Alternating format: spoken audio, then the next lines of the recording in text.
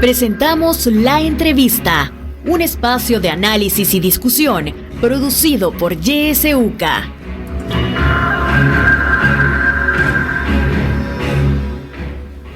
Qué bueno que nos acompañe nuevamente en el espacio de la entrevista. Muy buenos días.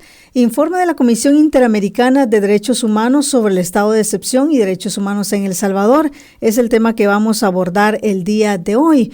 Ya se encuentra conectada de manera virtual y damos la bienvenida a nuestra invitada Tania Renaun Pansi. Ella es secretaria ejecutiva de la Comisión Interamericana de Derechos Humanos, CIDH. Le damos la bienvenida. Buenos días, Tania. Gracias por estar con nosotros.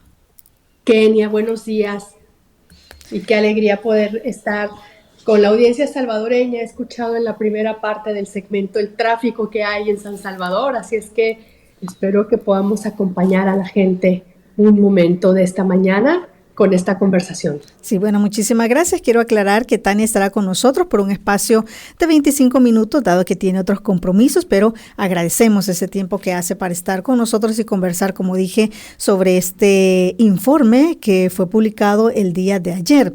Tania, pues este informe se publica el día de ayer y en el marco de las detenciones en El Salvador por el régimen de excepción, este informe plantea que se han realizado entrevistas y ha conocido también muchas denuncias sobre violaciones a derechos humanos cometidas en el marco del régimen de excepción. ¿Qué tipo de denuncias ha documentado la CIDH y de qué manera hizo también estas entrevistas y tuvo acceso a estos testimonios? Muchas gracias, Kenia. La Comisión Interamericana tiene una larga tradición de hacer informes de país. Usted imagínese que la Comisión es un órgano multilateral que recientemente cumplió 65 años. Y uno de sus primeros mandatos que se le otorgó por la Asamblea General de la Organización de Estados Americanos fue justamente el mandato de monitoreo. Poder estar viendo lo que pasaba en los países. Sus primeras visitas, por ejemplo, la visita a la ESMA en Argentina es una de las visitas históricas en términos del resultado que obtuvo. Y después hemos realizado visitas también en los años 70 a Nicaragua, a Chile, en momentos complejos de dictaduras. Así es que la relación que tiene la Comisión Interamericana con los países es una relación muy larga, muy profunda, de mucho conocimiento. Y quiero empezar con eso porque pareciera ser que la relación entre la Comisión Interamericana de Derechos Humanos y El Salvador es una relación novedosa. Y no lo es así. La Comisión Interamericana ha acompañado, ha mirado al Estado de El Salvador cuando ocurrían los hechos de la guerra civil, cuando ocurrieron la firma de los acuerdos de paz. Y también ha estado mirando a El Salvador con mucha preocupación por la situación de violencia ocurrida especialmente en manos de las maras. Lo primero que quiero decir es que el informe toma nota de la situación de mejora de la ciudadanía actual, de la seguridad. Sabemos perfectamente que el pueblo salvadoreño pasó de una guerra civil compleja a un proceso de transición a la paz, donde todavía había un entorno de violencia. Y en realidad es hasta ahora prácticamente que el pueblo salvadoreño puede mirar y estar en el contexto del espacio público con tranquilidad. Pero lo que este informe hace en realidad es romper el dilema entre seguridad y derechos humanos. No podemos pensar que una política de seguridad debe estar alejada de los derechos humanos. Y en esa experiencia que la Comisión Interamericana de Derechos Humanos tiene, ha recogido testimonios gracias a la relación que tiene la Comisión Interamericana con las organizaciones de base. Muchas veces y en todos los países, la Comisión Interamericana se allega de información gracias a las organizaciones de la sociedad civil que han estado ahí en el terreno. Y en El Salvador, las organizaciones de la sociedad civil han sido fundamentales para la construcción de la paz, para la construcción de la democracia, para generar memoria histórica. Es el caso del IDUCA, es el caso de las Dignas, es el caso de Cristosal, es el caso del socorro jurídico. Así es que nos allegamos de testimonios gracias a las alianzas con las organizaciones de la sociedad civil.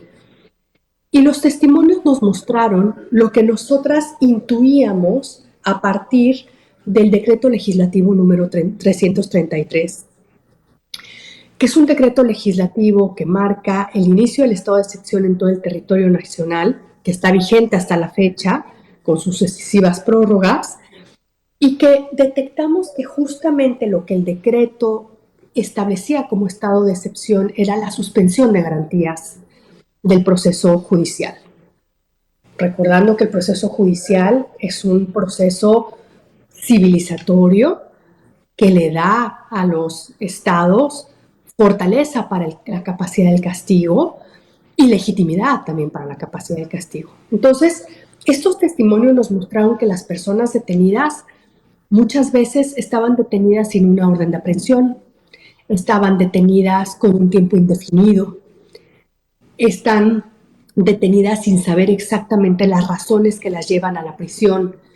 Y luego está toda la situación de las prisiones que se muestra como un triunfo, ¿no? Tener a más de 65,000, 70,000 personas detenidas, pero en condiciones que no necesariamente son las que mandata la Constitución para la reinserción social. Marco de pues cuando se inicia el régimen de excepción a partir de 2022, sabemos que había pues mucha violencia. Ese fin de semana que todos recordamos acá en El Salvador, pues fue un fin de semana muy triste, muchas muertes, y a partir de eso pues se argumenta que se necesita un régimen de excepción. Ha pasado ya algunos años, desde 2022. ¿Cómo ven ustedes como Comisión Interamericana de Derechos Humanos que continúe prorrogándose este régimen de excepción? ¿Qué dicen los estándares internacionales sobre el mecanismo de una medida excepcional? Bueno, gracias por esa pregunta, Kenia, porque una de las cosas que nosotros vemos es que y reconocemos es que, de acuerdo al derecho internacional, los estados pueden crear estados de excepción. Eso es importante decirlo. No, el Estado salvadoreño, al momento que crea el estado de excepción, no está haciendo algo irregular, no está haciendo algo fuera del contexto. Lo que está haciendo es tomando una prerrogativa que le da el derecho internacional, que le da la Constitución, para poder crear condiciones de gobernabilidad y condiciones de seguridad. Pero los estados de excepción, de acuerdo al régimen de los derechos humanos, de acuerdo al derecho internacional de los derechos humanos, tienen algunas características. Deben estar, en primer lugar, muy bien delineados sobre qué es lo que se está buscando y sobre cuáles son aquellas garantías que se van a suspender. Pero el segundo elemento importante es que tiene que tener un límite temporal. Cuando nosotros vemos que la prórroga se hace casi de manera automática, sin una evaluación de la política pública, nos preocupa que el estado de excepción se prorrogue y se convierta en una no excepción, sino en una norma de actuación general y en una norma de actuación constante, cuando por el otro lado vemos que esta norma de actuación puede dar resultados benéficos para la población salvadoreña, pero por el otro lado debilita profundamente el Estado de Derecho en cuanto a las garantías procesales. Como ya dije, las personas que son detenidas no necesariamente están sujetas a un elemento de garantía de derechos procesales. Entonces, nos vemos con preocupación el hecho de que la excepcionalidad se convierta en la regla, marcando así una ruptura con los estándares internacionales. Sí, en este marco del régimen de excepción se han hecho muchas reformas acá al Código Penal, al Código Procesal Penal. Se han introducido jueces sin rostro, esto lo plantea también este informe, audiencias masivas también. ¿Qué consideraciones hacen ustedes desde la Comisión Interamericana sobre el funcionamiento del sistema judicial en El Salvador en el marco de este régimen de excepción, Tania? Tras la firma de los acuerdos de paz en El Salvador, creo que El Salvador se ufanaba, y con razones, de tener una carrera judicial fuerte, de tener un sistema de justicia penal tras la reforma por ahí de 1996, si la memoria no me falla, que cambió la forma de relación en el sistema penal para hacer un sistema penal mucho más garantista. Esto no es un producto de generación espontánea en El Salvador, esto fue producto de los acuerdos de paz, esto fue producto de las luchas de las organizaciones de la sociedad civil, pero también de un entendimiento de Estado que se necesitaban mejores garantías en el sistema penal y mayor transparencia. Cuando hoy vemos un régimen que no respeta necesariamente la independencia judicial, tras la reforma que ocurrió en 2021 y que permitió el desplazamiento de jueces poniéndolos ya sea a un régimen de disponibilidad u otros en un régimen de jubilación, no respetando la experiencia y la carrera judicial, que era es como la puerta de entrada a lo que hoy también vemos. Y cuando vemos que hay jueces sin rostro, que es uno de los elementos que cualquier Estado democrático no lo permitiría, porque la relación entre la persona acusada y la relación con la persona juzgadora tendría que ser en principio una relación de inmediación, una relación de conocer exactamente las razones por las cuales se sanciona, por las cuales se investiga. Pero además de esta parte del proceso judicial, vemos con preocupación que las condiciones probablemente de la Procuraduría General de la República no han cambiado. Es decir, ante una exigencia de detenciones constantes y masivas, probablemente la Defensoría Pública del Estado no se ha fortalecido o la Fiscalía no se ha fortalecido, de tal manera que la individualización de la pena, la individualización del proceso judicial, la individualización de la investigación no se logra. Y eso claramente es una violación a los derechos humanos. Sí. En cuanto a la libertad de expresión y el periodismo, que es un tema que también abordan ustedes en este informe, Tania, ¿qué aspectos resalta en este informe sobre, la manera en la que se está restringiendo también la libertad de expresión y también la libertad de prensa en este país? Nosotros hemos identificado en el informe 5 elementos fundamentales relacionados con la libertad de expresión. Un primero son las restricciones al derecho de acceso a la información. No necesariamente estamos encontrando apertura del Estado para proveer información a los periodistas y a las periodistas para poder dar información balanceada. Hay que recordar que las personas tienen derecho a la información veraz. Entonces, esta información veraz se debe nutrir de fuentes factibles, de fuentes transparentes, de fuentes abiertas. Y en ese sentido, cuando el Estado no provee esa información, de alguna manera restringe el derecho a la información de las personas, pero también el acceso a la información para los periodistas y las periodistas. Un segundo elemento que nosotras encontramos fue ausencia de información disponible, periódica y desagregada. Y por eso es importante comentar que una de las recomendaciones del informe es justamente hacer un censo desagregado, abierto, público, o al menos accesible para las familias sobre las personas que están en la prisión.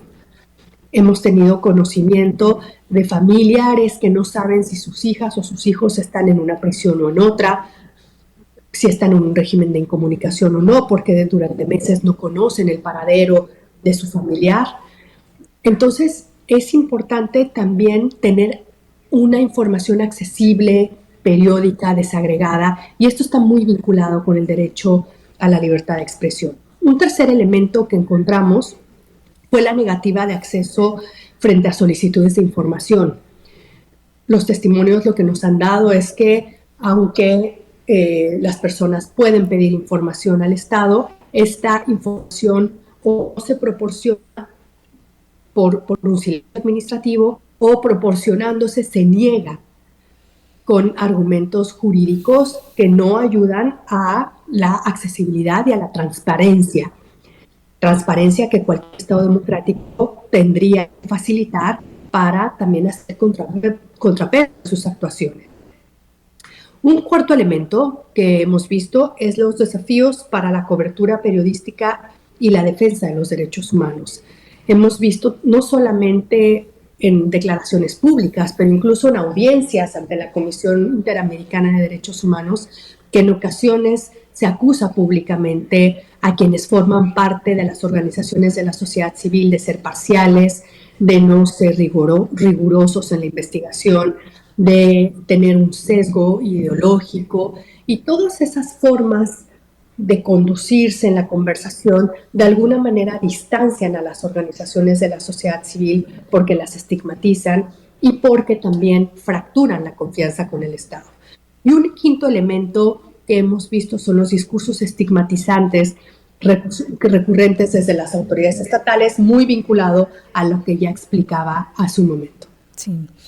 Tania, frente a toda esta situación que ustedes plantean en el informe, también mencionan que en varias ocasiones han solicitado una visita a El Salvador, precisamente para ver toda esta situación que se está pasando acá en el país. ¿Cuál ha sido la respuesta del Estado salvadoreño a esta petición que ha hecho la Comisión Interamericana de Derechos Humanos? El Estado salvadoreño nos ha dicho que no. De hecho, en algún momento se llegó a concretar la posibilidad de una visita.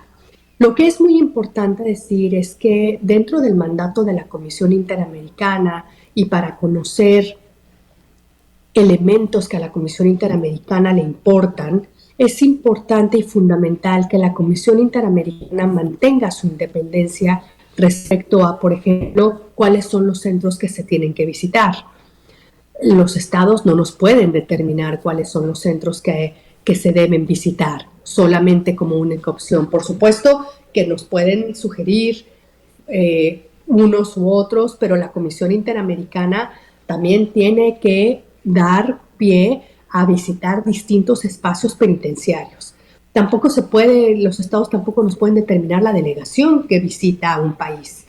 Esto es una decisión del Pleno de la Comisión Interamericana para salvaguardar su autonomía y para salvaguardar la independencia que le asiste a la Comisión, tanto en la Convención Americana de Derechos Humanos como en su reglamento y en su estatuto. La Comisión Interamericana sigue en pie con el interés de ir al Estado y de hecho eso es la última recomendación del informe del cual estamos hablando. Para la Comisión Interamericana es muy importante poder visitar no solamente las megacárceles, pero también es importante visitar centros penitenciarios de larga data, como Mariona, como el Centro Penitenciario de Mujeres en Soyapango o en Ilopango, ahora no recuerdo la localidad, pero sí es muy importante para nosotras no solamente ir a los centros de penitenciarios más nuevos, sino aquellos de larga data que también tenemos documentado desde hace años desde hace décadas, que hay complejas situaciones penitenciarias en esos sitios. Sí. Como usted ya lo mencionaba anteriormente, pues este informe emite una serie de recomendaciones al Estado salvadoreño. Usted ha planteado algunas. ¿Qué otras recomendaciones se da al Estado salvadoreño a partir de este extenso informe que plantea, todos estos puntos que ya hemos conversado? Una de las recomendaciones torales que da el informe es concluir el estado de excepción. Es quitar el estado de excepción. Básicamente porque hoy el estado de excepción, pese a que garantiza seguridad para algunas personas, también hace que otras personas que están en el sistema penitenciario puedan estar sin garantías judiciales y que en ocasiones haya personas inocentes que están presas. Creo que es una de las recomendaciones más importantes. Pero también dentro de las recomendaciones hay, por ejemplo, que se haga un censo transparente, actualizado de las personas que están en prisión y que además este censo pueda ser de fácil acceso a las familias. Otra de las recomendaciones está relacionada con los jueces sin rostro. Hay figuras del proceso penal que no podrían ser coincidentes con un Estado democrático y que por ende tendrían que dialogar con lo que el propio El Salvador ha establecido dentro de su reforma penal más importante de los años 90, regresar a un sistema penal garantista, a un sistema penal progresista, a un sistema penal transparente.